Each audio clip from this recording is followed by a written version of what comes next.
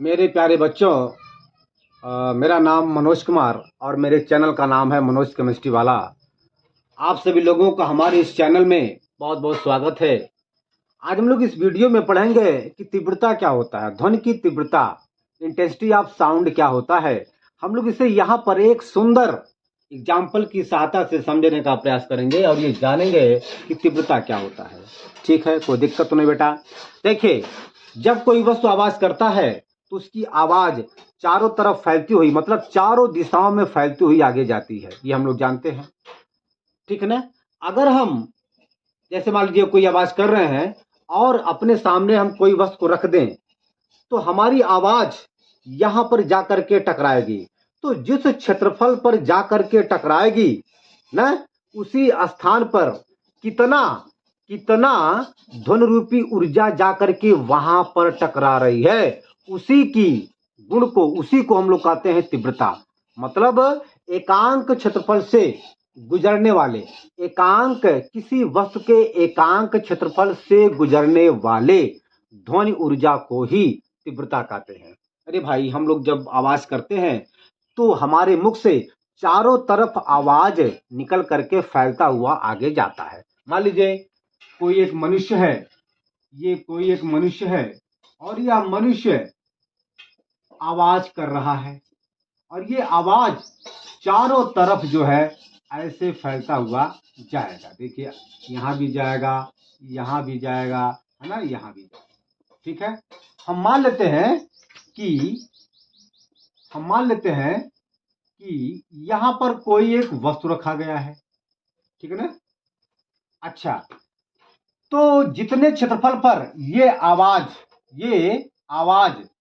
मतलब जाएगा, मान लेते हैं कि ये सारे के सारे आवाज इस क्षेत्रफल पर आकर के इकट्ठा हो रहे हैं, मतलब इस क्षेत्रफल से होकर के जा रहे हैं। तो जितना आवाज की मात्रा, जितना ध्वनि की मात्रा इस क्षेत्रफल से होकर के गुजरेगा, उसी आवाज की मात्रा को कहेंगे तीव्रता। जितनी आवाज की मात्रा इस क्षेत्रफल से होकर के गुजरेगा, उसी आवाज की पूरे मात्रा को हम लोग कहेंगे क्या, तीव्रता। यही तीव्रता है। तो अगर हम मान लें कि इस एरिया का क्षेत्रफल एक है, एकांक है, तो एकांक क्षेत्रफल से होकर गुजरने वाले, एकांक क्षेत्रफल से होकर गुजरने वाले ध्वनि ऊर्जा को ही तीव्रता कहते हैं।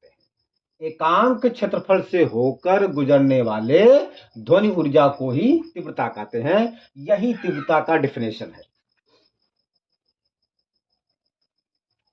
किसी वस्तु के एकांक क्षेत्रफल से होकर गुजरने वाले ध्वनि ऊर्जा को ही ध्वनि की तीव्रता कहते हैं। मेरी बात आई समझ में? अरे भाई, हम लोग जब कुछ भी आवाज बोलते हैं, कुछ भी कहते हैं, तो हमारे मुख से ध्वनि रूपी ऊर्जा निकलते हुए चारों तरफ फैलते हुए चला जाता है।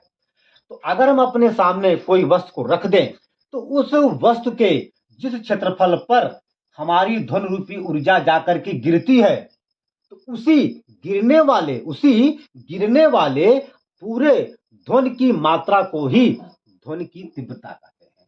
चलिए भैया, अब हम मान लेते हैं कि जो है इस क्षेत्र का जो है क्षेत्रफल एक है और इस क्षेत्रफल पर मान लेते हैं ये आवाज जा करके यहां पर गिर रही है। तो जितनी आवाज जा करके या जितनी ध्वनि रूपी ऊर्जा जा करके इस क्षेत्रफल से गुजर रही है, जा रही है, उसी ध्वनि ऊर्जा के मात्रा को उसी ध्वनि ऊर्जा के मात्रा को ही हम लोग कहेंगे ध्वनि की तीव्रता। तो हम लोग इसे एक शब्द में डिफाइन कर सकते हैं। कैसे? एकांक क्षेत्रफल से गुजरने वाले एकांक क्षेत्रफल से गुजरने वाले ध्वनि ऊर्जा की मात्रा को ही या ध्वनि ऊर्जा को ही ध्वनि की तीव्रता कहते हैं। मान लीजिए कि यहाँ पर कोई एक ट्रक है, सपोज दैट ये कोई ट्रक है, ये कोई ट्रक है, ये यहाँ पे चालक है, ये आपका चालक है, ये चला रहा है। ठीक है ना। अच्छा, तो जब यह ट्रक आवाज करेगा, जब यह ट्रक सीटी बजाएगा, तो यहां से आवाज निकलेगा, ठीक है ना। और हम मान लेते हैं कि यहाँ पर कोई एक दीवार खड़ी है, ये कोई दीवार खड़ी है, और जब यहाँ से आवाज निकलता है तो वह ध्वनि रूपी आवाज ऊर्जा, वह ध्वनि रूपी ऊर्जा आकर के यहाँ पर टकरा रही है। ये देखिए यहाँ पर आकर के टकरा रही है, यहाँ, ठीक है ना, यहाँ पर टकरा रही है। और इसका हम मानते हैं कि क्षेत्रफल 1 है। अच्छा, तो चूंकि हम लोग जानते हैं कि ट्रक की जो आवाज होती है वह ज्यादा होती है, तो जब ज्यादा होती है तो वहां से ट्रक से निकली हुई ध्वनि रूपी ऊर्जा यहाँ पर अधिक मात्रा में जा करके गिरेगी या इस क्षेत्रफल से होकर के गुजरेगी। तो जब अधिक मात्रा, जब ध्वनि की अधिक मात्रा इस क्षेत्रफल से होकर के गुजरेगी तो इस क्षेत्रफल पर ध्वनि की तीव्रता अधिक होगी, ध्वनि की अधिक तीव्रता होगी। मेरी बात आई समझ में। इतने क्षेत्रफल पर ट्रक से उत्पन्न ध्वनि आकर के यहाँ पर गिरेगा। हम लोग जानते हैं कि ट्रक की ध्वनि की, ट्रक की जो ध्वनि होती है वह ज्यादा, बहुत तेज होती है, बहुत अधिक होती है। तो जब अधिक होने के कारण यहाँ पर जब ट्रक की ध्वनि आकर के यहाँ से गुजरेगी तो इस क्षेत्रफल पर जो ध्वनि आकर के गुजर रही है उसकी मात्रा यहाँ पे ज्यादा होगी। जब उसकी मात्रा यहाँ पर ज्यादा होगी तो यहाँ पर ध्वनि की तीव्रता भी ज्यादा होगी। चलिए मान लेते हैं यह स्कूटर है, यह क्या है, स्कूटर है, यह स्कूटर है ना, ये क्या है, स्कूटर है भाई, मान लीजिए। चलिए, और स्कूटर से जब स्कूटर का हॉर्न ये लड़का बजाएगा तो यहाँ से ध्वनि निकलेगी, और जो ध्वनि यहाँ से निकलेगी हम मान लेते हैं कि यहाँ पर कोई एक दीवार है और यह ध्वनि इस दीवार के इस क्षेत्रफल पे जा करके, इस क्षेत्रफल से जा करके गुजरती है या टकराती है। तो हम लोग जानते हैं कि स्कूटर की आवाज ट्रक की आवाज की अपेक्षा धीमी होती है, यानी कि इसकी प्रबलता कम होती है, यानी कि इसकी आवाज धीमी होगी। इसका मतलब इस क्षेत्रफल पे जो भी ध्वनि आकर के गुजरेगा या इस क्षेत्रफल से जो भी ध्वनि आकर के गुजरेगा उसकी मात्रा कम होगी, और जब उसकी मात्रा कम होगी तो यहाँ पर ध्वनि की तीव्रता भी कम होगी। अच्छा, अभी आपने पढ़ा था कि जब ट्रक की आवाज, जब ट्रक सीटी बजाता है तो सीटी बजाने से जो ट्रक से आवाज निकलती है वह आवाज जब माध्यम से होकर के, जब माध्यम से होकर के हमारे पास आती है तो जिस माध्यम से होकर के हमारे पास आती है वह माध्यम का कण कंपन करता है, और जब वह माध्यम का कण कंपन करता है तो उसका आयाम बहुत ज्यादा होता है। मतलब जब आयाम ज्यादा होता है तो वहां पर तेज ध्वनि उत्पन्न होता है ना। अगर हम बात करें यहाँ पर तो जब स्कूटर से कोई आवाज निकलता है या जब स्कूटर सीटी बजाता है तो सीटी की आवाज माध्यम से होकर के हमारे कान के पास में आती है, तो जिस माध्यम से होकर के वह आती है हमारे पास उस माध्यम का कण कंपन करता है। तो मैंने अभी आपको इसके पिछली वीडियो में बताया था कि माध्यम का कण कंपन करता है। तो जब कंपन करता है, चूंकि स्कूटर की आवाज कम होती है तो माध्यम का कण जो कंपन करेगा उस समय उसका आयाम छोटा होगा। जब आयाम छोटा होगा, जब आयाम छोटा होगा तो वहां पर स्कूटर का जो आवाज होगा वो कम होगा। तो यहां पर तीव्रता जो है, तीव्रता वह आयाम के वर्ग के समानुपाती होता है।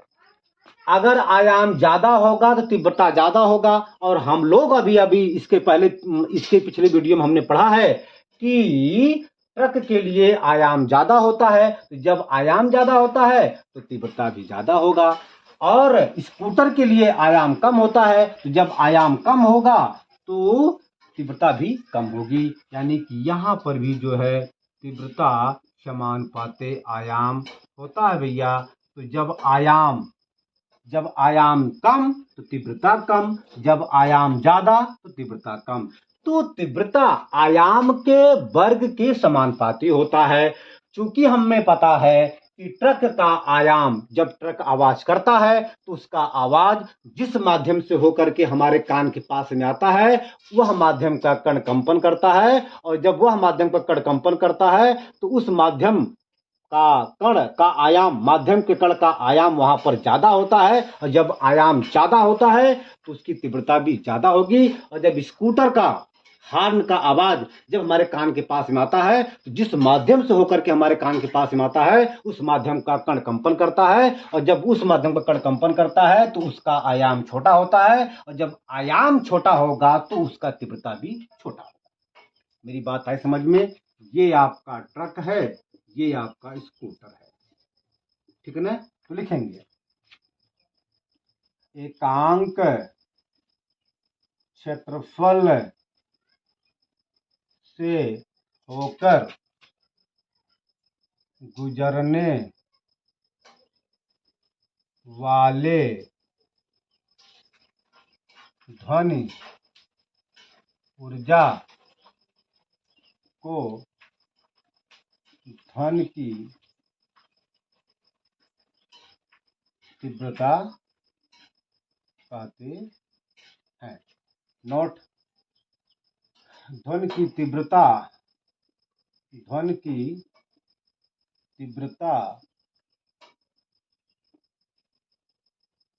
आयाम के वर्ग के समानुपाती होता है, समानुपाती होता है। ये भैया है, तो ये आपका तीव्रता का मतलब हो गया। मैं समझता हूं कि आपको तीव्रता का मतलब समझ में आ गया होगा।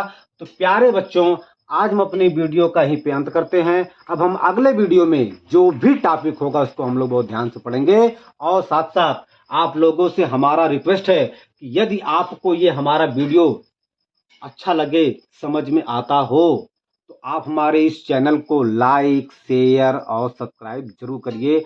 आप लोगों से हमारा विनम्र निवेदन है, विनम्र जो है आप लोगों से हमारा रिक्वेस्ट है। धन्यवाद।